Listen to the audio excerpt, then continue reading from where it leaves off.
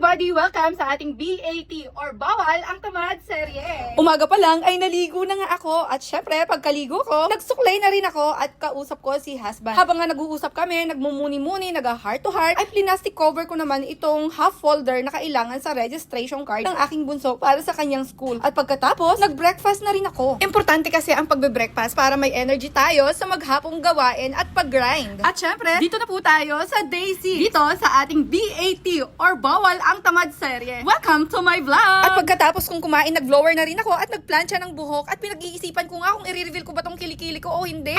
Next time na lang kako, nag-ipon pa ako ng lakas ng loob. What? Habang nga nagpe-prepare ako, ay saktong tapos na rin ang tutorial ni Von Von kay Ate Vance, ang kanyang pinsan. Kaya sabay-sabay na kaming umalis. Si Ate Vance ay uuwi. Si Von Merrick naman ay ihahatid ko sa school. At this moment ay pumunta na nga ako dito sa aming store dito sa kabilang barangay. At syempre, dahil na-miss nga daw ako ni husband, ay ganito kami maglambingan, parang asot pusa. Kaya kami tawa ng tawa at sobrang saya ng aming for today's vibes. Ay dahil nga nag-chat na ang aking SD na meron nga daw akong komisyon. Kaya eto, sabi ko kay husband, bilisan na dahil nagpagawa nga ako ng calling card sa kanya. Maraming salamat husband sa aking calling card. At pagkatapos ay agad-agad na rin naman akong umalis papunta sa opisina namin para i-claim ang aking check, ang aking paycheck sa aking pag-aahente. Ito po ay bunga ng sipag, tiyaga, diskarte at dasal. Kaya lubos po talaga akong nagpapasalamat sa Diyos dahil binigyan niya ako ng talent sa aking bibig. Ginagamit ko po ito sa pagninegosyo, hindi sa pagmamarites.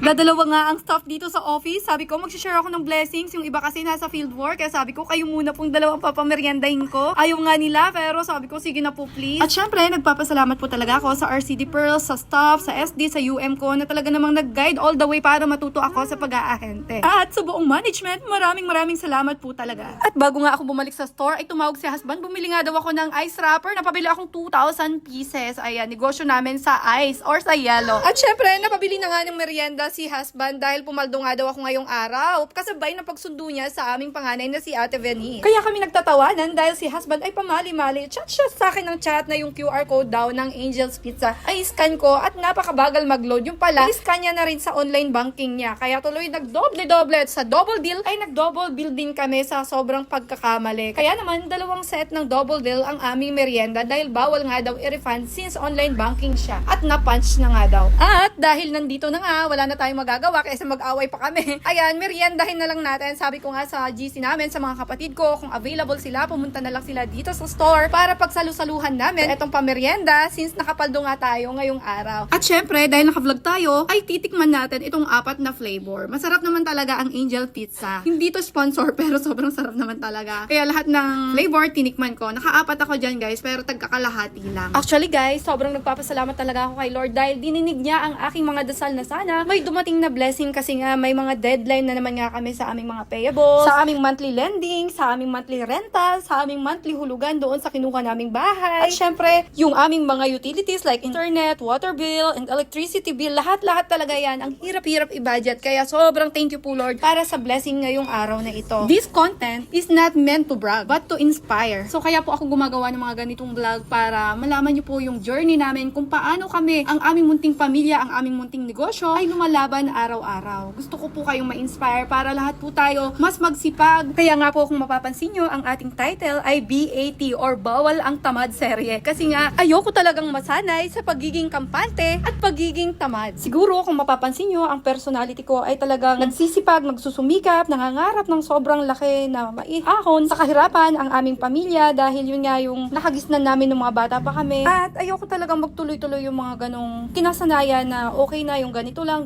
hindi. Ayoko na. Kaya ngayon, habi ko nandito na tayo, may mga chance na magsipag tayo, na lumaban sa buhay. Bakit hindi natin ilaban talaga ang buhay, di ba? Hindi ko maintindihan yung mga terms, pero basta kung ano yung nasa puso ko, sinasabi ko lang to guys. At hindi ko nga namamalaya na sobrang haba na nga nitong content ko guys. Since araw-araw naman ay sinisikap ko makapag-upload, i-continue natin yung topic namin tungkol sa aming buhay, kung paano kami nagkakilala ni husband, kung paano kami nag-umpisa, kung ano yung buhay namin noon pa, kung bakit kami nagsusumikap ngayon. Maraming salamat po talaga kay Lord. At syempre po, salamat din po sa lahat ng tumatangkilik dito sa aming page, nag-heart reaction, nagre-react, nagko-comment, at nag-share po sa aking mga content. Sabay-sabay po tayong magsipag para unti-unti nating maabot ang ating malaking pangarap para sa ating pamilya. Muli, maraming salamat po talaga. God bless you. I love you. Bye-bye!